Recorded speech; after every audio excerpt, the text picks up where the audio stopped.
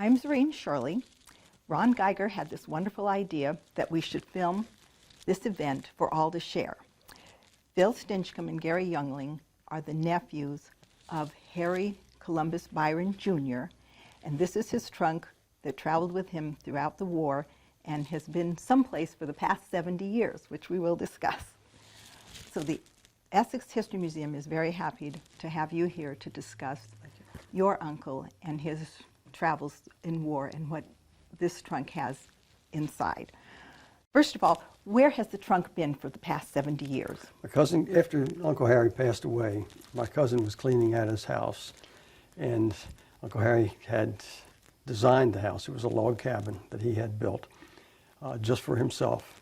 And Gary, he had a walk-in closet, like I said, and Gary was in the process of removing items from that, and he found this chest under a stack of blankets in the closet. Oh, is that right? And that's where it had been for, let's see, I think he lived there for about 18 years. Oh, my word. And where it was prior to that, I don't know. Don't know. Okay, because it's in amazingly good shape. Oh, it certainly is. Was it locked when you I first don't think found so, it? no. Not lock on No. there. Okay, well, I guess we should open the trunk and see what is in here.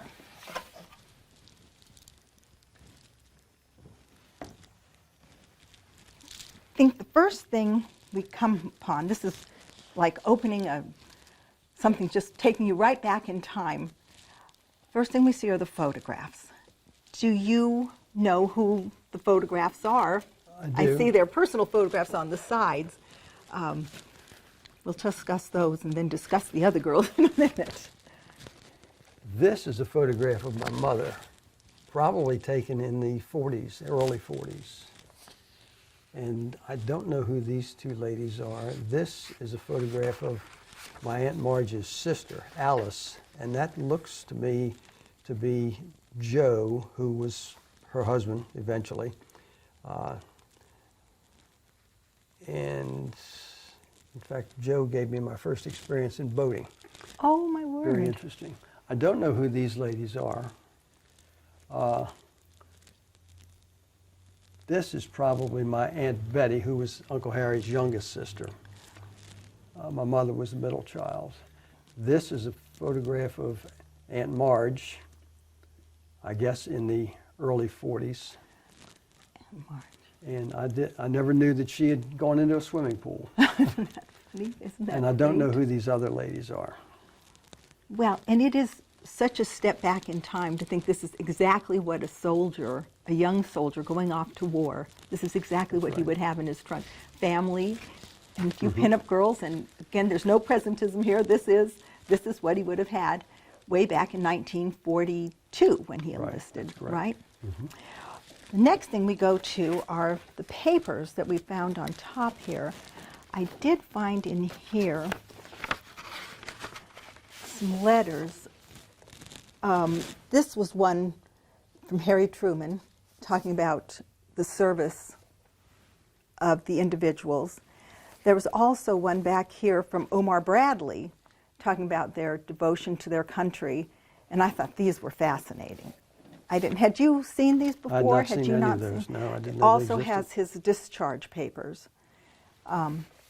And interestingly enough, this paper is the one that we got so much of the information off of about all of the different positions he served in during his years in service, and the dates that he left, and the dates that he... Now, I think we should look at the trunk. There's some incredible Certainly. things here, starting with ties.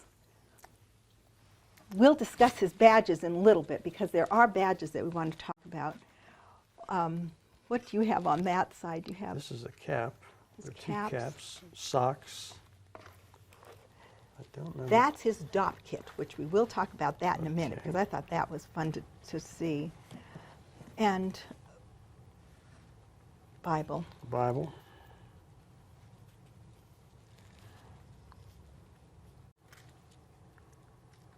And he may have just taken it with him. May have taken it with him.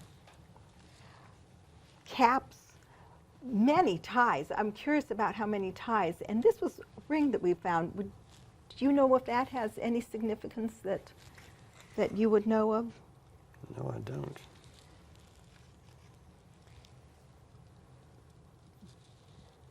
There were some lovely things, lovely, It has, beautifully kept. Looks like it has a part of a American flag and maybe an eagle. It's some sort of emblem. I don't know. Where should I put it here? Yeah, that's right where we found, and these were the ties that we found here. And then socks and many different ties of different colors, which I thought were interesting too, and which I presume went with the different uniforms. This was a lot of fun to look at, and I didn't know if you had had a chance to see this, but this was his Dopp Kit. And interestingly, it was, I think his name was Charles Doppel, who came up with the idea of the Dopp Kit in the First World War, in the World War, and he made a killing selling Dopp Kits to the military so that every single soldier, he was a leather maker in Chicago, and he wound up selling this idea to the military, and it's wonderful. It has the brushes. These are the gem razor blades. It has toothpaste in here, and I don't remember what this was exactly, but there's all sorts of items in here. Razors, razor blade.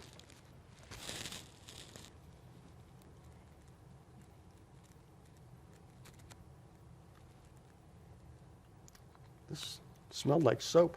Oh, soap. That would be interesting. So, yeah, this was, again, so well preserved. You wouldn't think that this was from 1945. Everything is in here. This is tooth powder. Powder.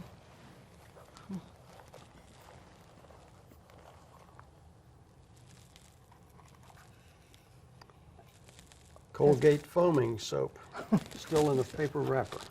Isn't that great? These are. Not sure.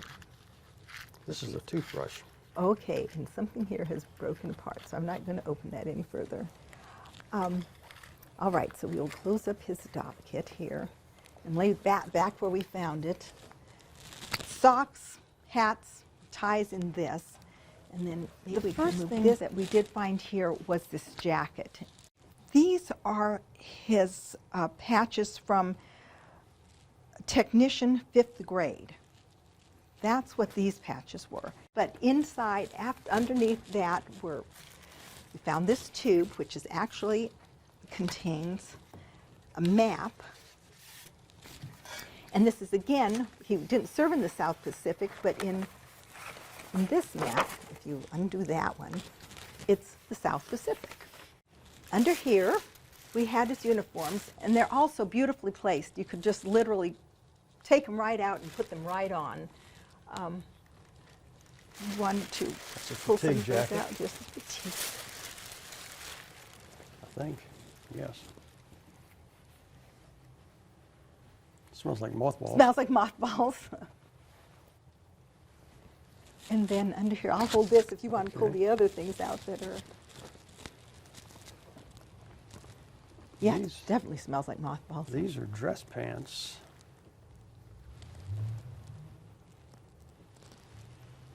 With no zipper, they have a button fly. Huh. I don't know if that was part of a dress uniform or not. Yeah, that's. And these trousers would go with that jacket. Oh, okay, thank you. And how many, there were several other things underneath here too. Looks like some underwear, long underwear. Long underwear. You didn't need that in the tropics. Not in the tropics, not in Panama and Colombia. That's long underwear there. Another hat. More of the caps and socks. Lots of socks. I guess probably the camera can't see these, so we'll just, these are part of the long underwear. I believe that was a scarf that would have gone with his dress uniform, right? Well, all right, the next thing I wanted to talk to you about was this. This was the Good Conduct Medal, is what I understand.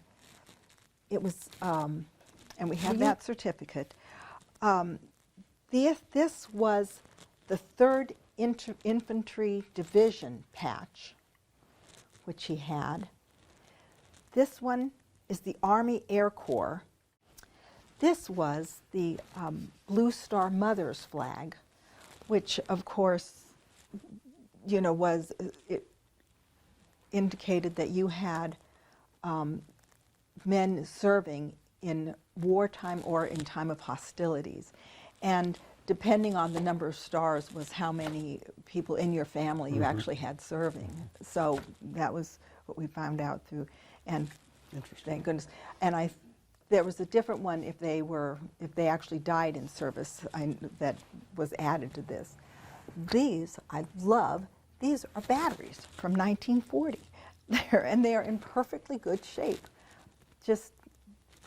And I'm not sure where exactly, if he had a transistor or something that he would have used the batteries, and I'm curious why he would have had the batteries in his chest. Flashlight. Or a flashlight. Maybe that was exactly what that was.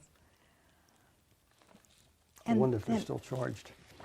That would be very interesting. The 2 bars I'm not quite sure about, but I do know the red and white usually indicates a good conduct medal. So I am wondering if the red and white bar, the 3 white stripes, might be the same thing.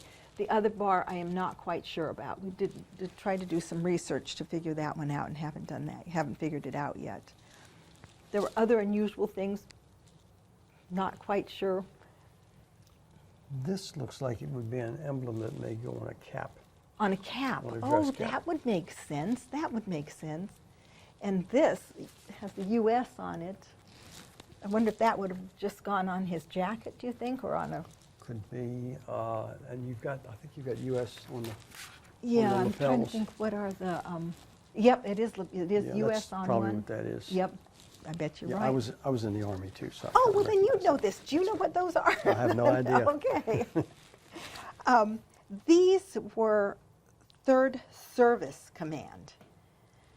And I noticed that in the trunk, this is a little out of camera, but he had quite a few of those. And again, these are things I would love to know, but don't know why he would They have. would have gone on as uniforms, I would imagine. I would think so. I would think that would probably be it. And there were several others. There were additional Tech 5. These went with that. There are additional Tech 5 badges also that must have been on there. They look used. They look like they were well used. Well, it's been such a pleasure to open this trunk and find his whole life from 1942. He listed in 1942 to 1945 right. when he was honorably discharged. And the discharge papers are all there. His clothing is there. His badges are there. Everything is just there as if it really was just like opening it up to a piece of history, just a piece of certainly back is. in time. Well, thank you so much. This has It's a pleasure, been a Zoreen. pleasure. It's just wonderful, and thank you for giving it to the museum. This is you're the quite perfect welcome. place for everybody to enjoy. When Gary found it, he said, what do I do with this? And I said, well, just we need to keep it.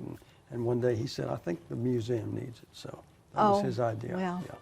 all right. Well, thank you. You're It is welcome. just a wonderful treasure for us to have here at the museum.